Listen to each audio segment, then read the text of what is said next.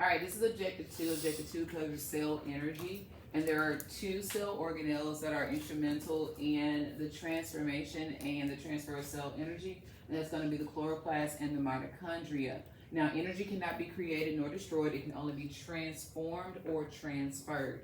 The chloroplast does the energy transformation, and the mitochondria is the most efficient in energy transfer. Some transfer can be done in the cytoplasm, but you only get a little bit of ATP from that. The cell's preferred energy molecule is ATP, which is a modified RNA nucleotide, and we'll talk about that in a second. But let's first talk about how the energy is transformed. All energy enters the earth from the sun, so it comes in the form of light energy or radiant energy.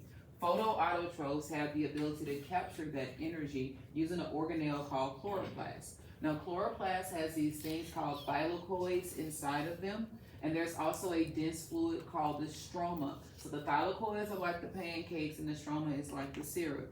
So they're going to do a process called photosynthesis. Photo meaning light, synthesis meaning to make. And so in 2 chemical reactions, photosynthesis is going to use light to make sugar. Okay, the first reaction uses the light, so it's called the light-dependent reaction.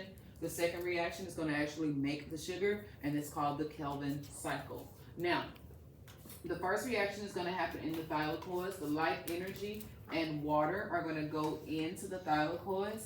Chemical reactions are going to occur where water is going to be split and the oxygen is going to be released as a byproduct. So the reactants of the light-dependent reaction are going to be sunlight and water, and the product of the light-dependent reaction is going to be oxygen. Now, I want you to pay attention to this guy right here, hydrogen, because all of this, both of these processes, this whole conversion of energy is based on using these hydrogens. This is the money bag right here. This is what we really want, the hydrogens. And so with the second reaction, carbon dioxide is going to come in and it's going to end up in the stroma. Now, during the first reaction, a molecule of ADP and phosphate is going to be joined together to make ATP, and these hydrogens are going to be picked up by a carrier molecule called NADP to become NADPH.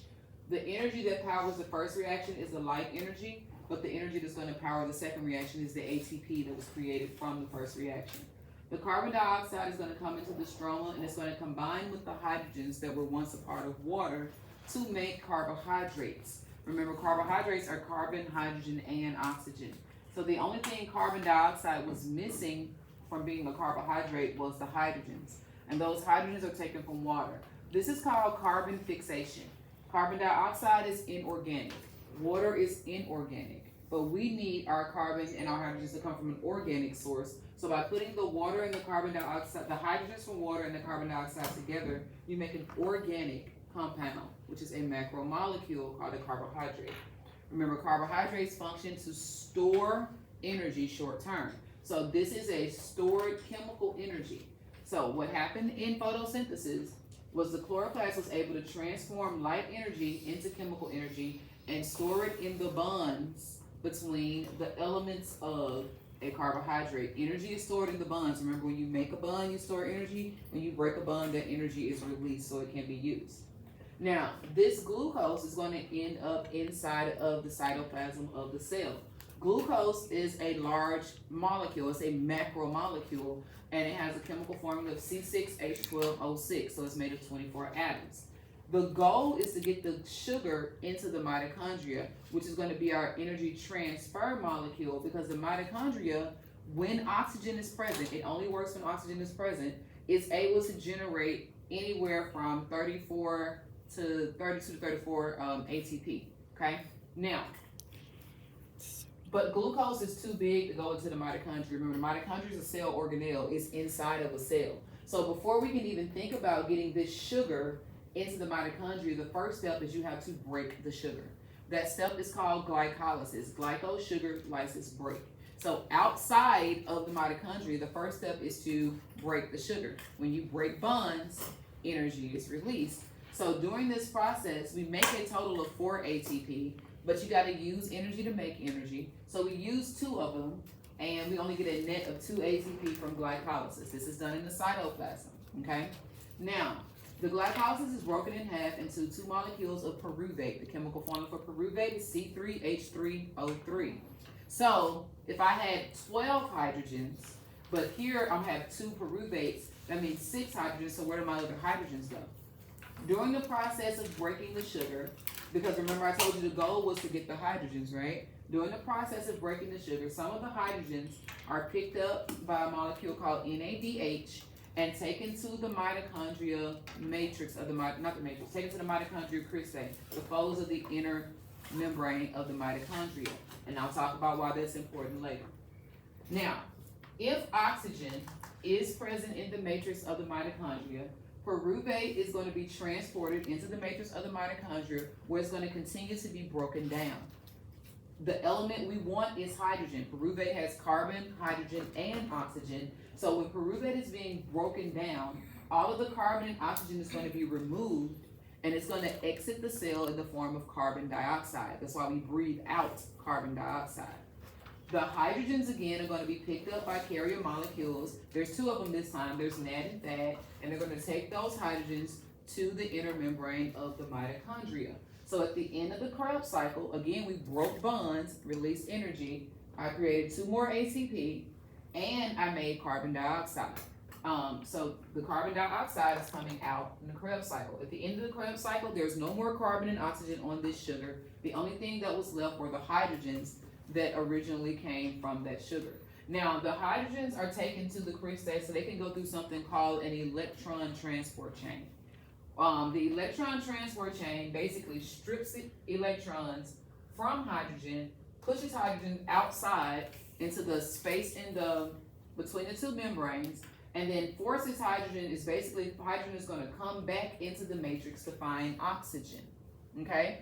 As hydrogen comes back into the matrix of the mitochondria, it goes through an enzyme called ATP synthase. Y'all know how a windmill spins to make energy? Every time hydrogen goes through this enzyme spins to generate energy, and that energy is used to combine ADP with phosphate to make ATP. It does it so efficiently, it can generate anywhere from 32 to 34 more ATP from the hydrogens that come through it. These hydrogens are coming in because their electrons from the electron transfer chain were given to oxygen, which makes oxygen negative and hydrogen positive, and opposites attract. So by forcing them to be attracted to each other, the hydrogens come back in, combine with the oxygen to make the water. So the whole purpose of forcing hydrogen to do this is to make this enzyme spin so that it can generate a whole bunch of ATP. So at the end of aerobic respiration, if done correctly, if oxygen is present and the hydrogens that were stripped away during glycolysis and the hydrogens that were stripped away during Krebs get back to the oxygen, I'm going to get a total of 36 to 38 ATP. This is very efficient. So for 1 molecule of glucose, I can get anywhere from 36 to 38 ATP. But what happens if there is no oxygen present in the mitochondria? This process shuts down because the whole goal was to get hydrogen back to oxygen to make water. So if there is no oxygen, pyruvate is not going to be transported into the mitochondria. Instead, it's going to sit outside in the cytoplasm and ferments. It undergoes fermentation. And this is called anaerobic respiration, okay? Because the oxygen was not present in the mitochondria. Now, in animals and bacteria, this type of fermentation is called lactic acid fermentation, where it's going to produce lactate or lactic acid. If it's a plant or fungus, it's going to undergo alcoholic fermentation, where it's going to produce ethanol and carbon dioxide.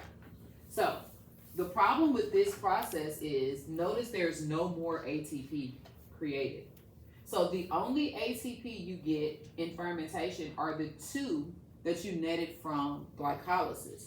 So if oxygen is not present in the mitochondria, or if I'm an organelle that doesn't have the mitochondria, like bacteria, all I get for this 1 glucose molecule are 2 ATP.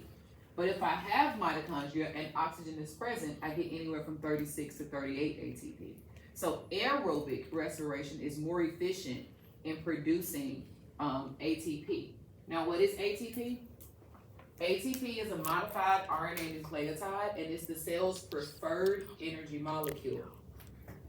The energy that came in as light energy was transformed in chemical energy and stored in the bonds of sugars, but your cell can't access it. So it needs to be transferred from the nutrients into a molecule of ATP, which is a modified RNA nucleotide. Nucleotides are the monomers for nucleic acids made up of a nitrogen base, a sugar, and a phosphate group. This is an RNA nucleotide, so we know the sugar is ribose. The A in ATP tells me the nitrogen base is adenine. So I have adenine, ribose, and a phosphate group, but it's modified to have 2 additional phosphate groups, okay? This bond is broken to release energy for cellular work, and then which makes this ADP and phosphate, and every time you eat nutrients, respiration breaks down the nutrients and transfers the energy from the nutrients back into this process to make this into ATP all over again. So now we can just look at the chemical formula, which is here. And we can see how the reactants of one reaction are the products of the other one. So in photosynthesis, I'm going to use water and carbon dioxide to make oxygen and glucose. But in aerobic respiration, I'm going to use glucose and oxygen to make carbon dioxide and water. Toodles.